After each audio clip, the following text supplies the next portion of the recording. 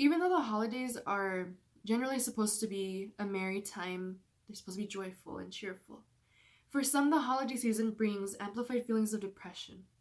For those already dealing with mental health conditions such as depression or anxiety, the holidays can be even harder. And this year has made matters heavier, as many of us will not be seeing family or loved ones due to the coronavirus pandemic. Now, before I begin, I would like to share a statistic that more than 264 million people globally do go through depression. And depression and anxiety can overlap, but this is going to generally concern depression a little bit more. And those symptoms that lie within depression can apply to many others, depending where you have your mental health, depending what condition you are treating, or depending what needs you have right now. It is important to be able to recognize the signs of depression that amplify so much around the holidays in ourselves and in others, so we can offer support or reach out for help if we need it, especially during this time. So, what is it that causes increased depression during the holiday season? The holidays themselves aren't what cause depression. It's the stress that gets associated with the holidays. The stress triggers or exacerbates mental health conditions such as depression or anxiety. And COVID has only amplified this that much more. Many of those who are quarantining or social distancing right now might be celebrating holidays a bit differently this year. So, not being around loved ones during times when we generally would is what changes things and how it's so much different this year. This can prompt feelings of loneliness and isolation, which can make those affected feel depressed. And on top of all, cabin fever that the pandemic has already done. Some key signs of depression to watch for in your loved ones, if you notice that a loved one may be feeling a little bit depressed or may show signs of it, are you need to ask yourself these questions. Does your loved one seem more withdrawn than usual? Are they behaving more erratically or impulsively? Because depression isn't always down. Sometimes it can cause the individual to behave in different ways. It can even cause irritability, erratic behavior, impulsivity because of the fact that they're depressed. And it doesn't necessarily mean that they're impulsive. It just means that sometimes a depression can hijack the brain a little bit and cause the individual to have these behaviors from those cognitions. Are they more irritable? Are they typically people that respond quickly to you, or at least respond in a timely manner, whether it be a phone call or a text, and all of a sudden you notice that they're not responding at all? Those can be little signs that you need to check in on with your loved ones, and little questions to ask yourself if you do suspect that a loved one is suffering from depression right now during the holidays and during the COVID overlap that happens with it. So, while you analyze those questions and you try to assess if you do have a loved one that is going through that, there are ways to support them. You can let them know that you are there for them and that they matter to you. That's very important to reassure because of the fact that when depression hijacks the brain or anxiety hijacks the brain, it can lie to you. It can cause you to believe things about yourself that are over exaggerated or that typically harm you, that emotionally and mentally drain you, that make you believe that you're not a good person, that talk to you so negatively, that bully you, to put it in simple terms.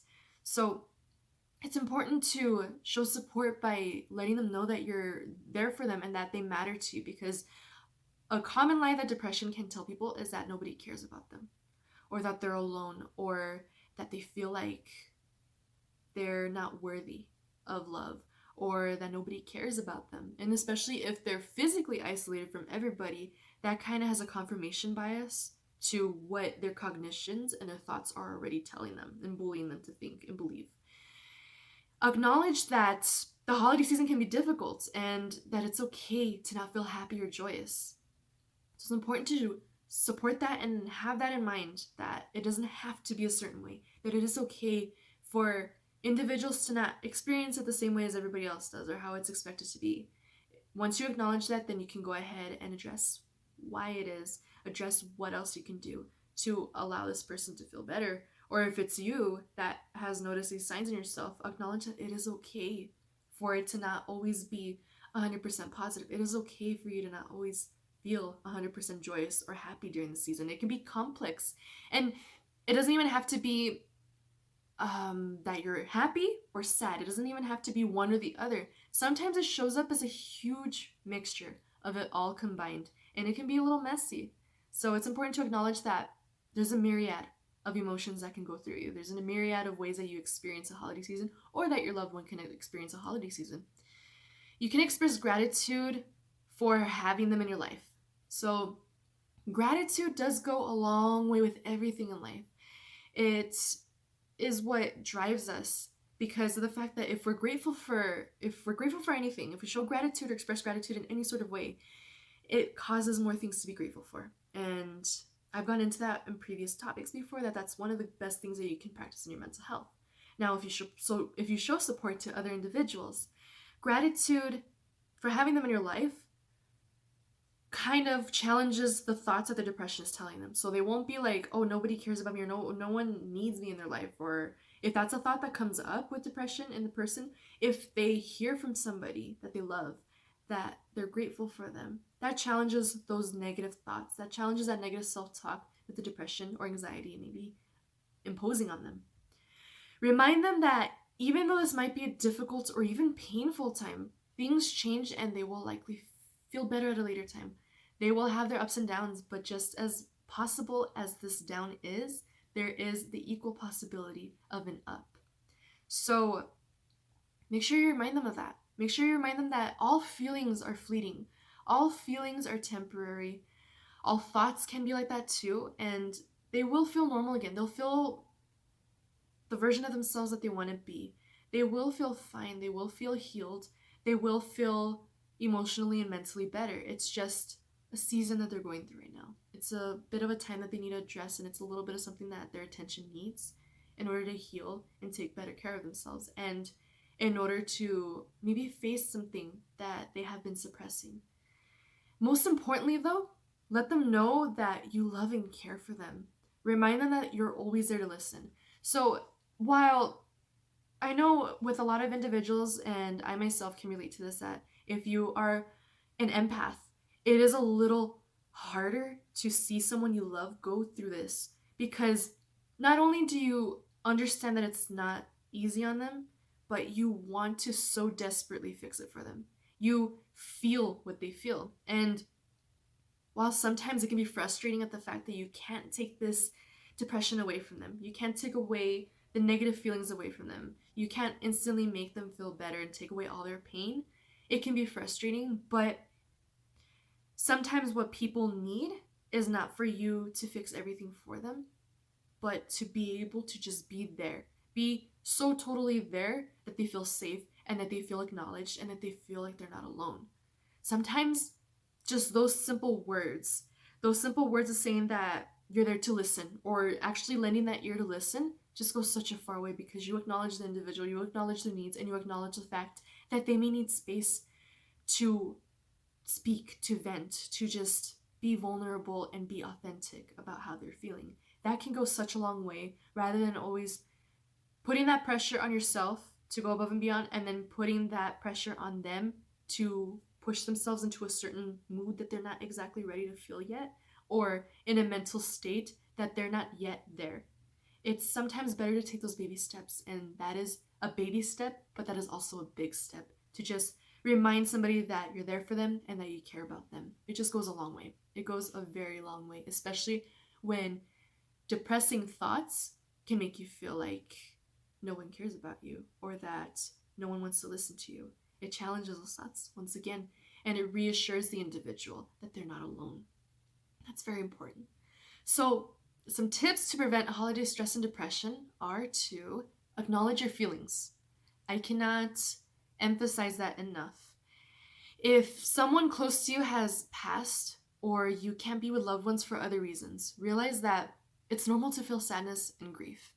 It's okay to take time to cry and express yourself. To be happy just because it's the holiday season. Like, it's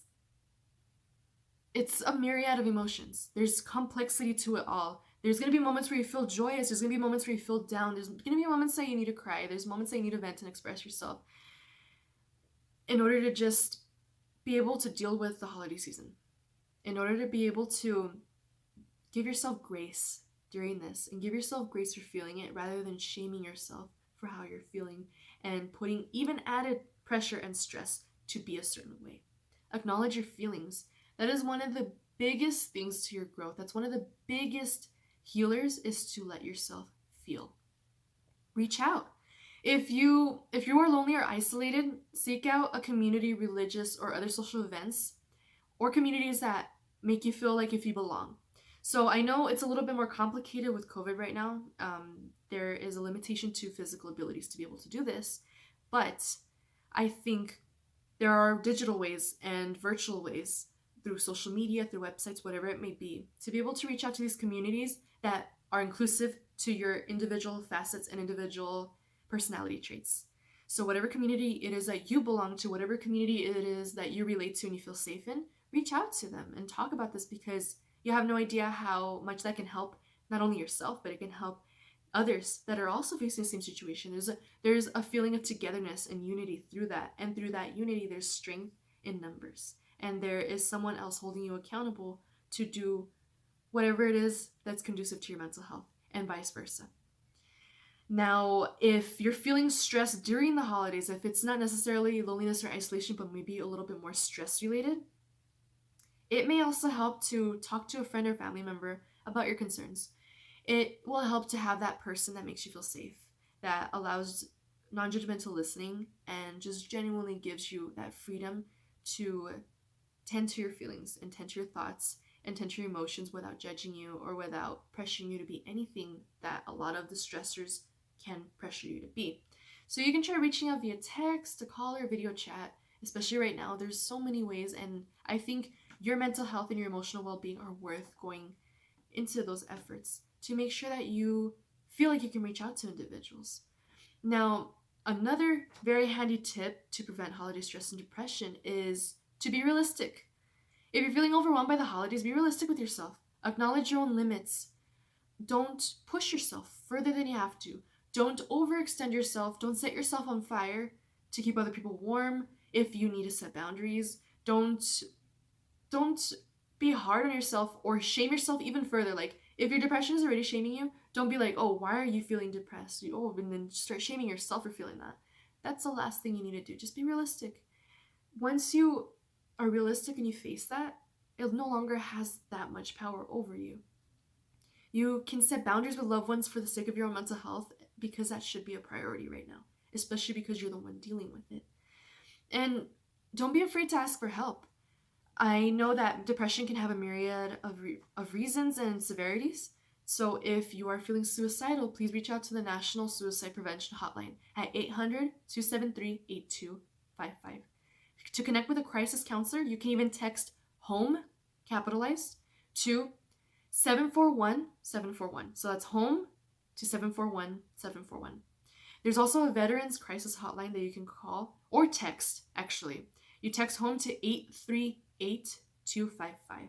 You're not alone through this. And below in the comments, I'm going to leave the suicide hotline number. I'm going to leave the crisis text number and the Veterans Crisis Hotline.